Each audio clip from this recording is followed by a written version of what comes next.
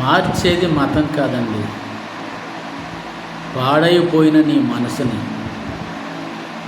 నరకానికి పోతున్న నీ జీవితాన్ని, చెడు మార్గంలో బ్రతుకుతున్న నీ బ్రతుకును మార్చుకోవాలి.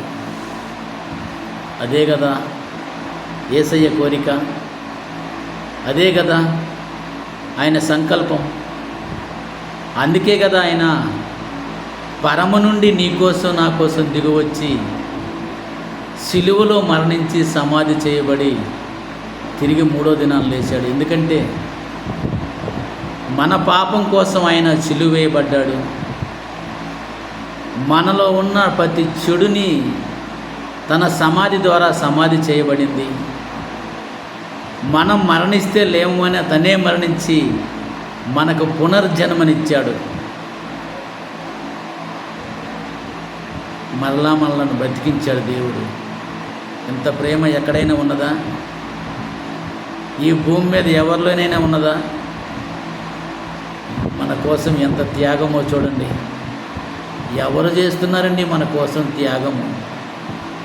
ఏ దేవుడు చేశారండి మన కోసం త్యాగము? ఆలోచించండి.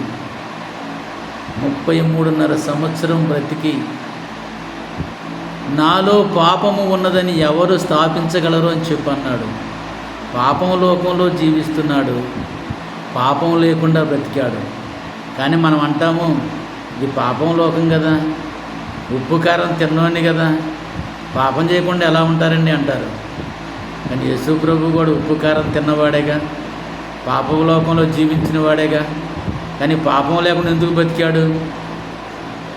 ఆయన ప్రతి ఒక్కటి చేస్తూ ఇలా చెయ్యాలి అని చెప్పని మనకు మాదిరిగా ప్రతి ఒక్కటి చేస్తూ ఈ లోకాన్ని విడిచిపెట్టాడు.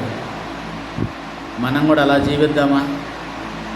అలా బ్రతికి ఈ లోకాన్ని విడిచిపెట్టి దేవుని రాజ్యంలో చేరదామా?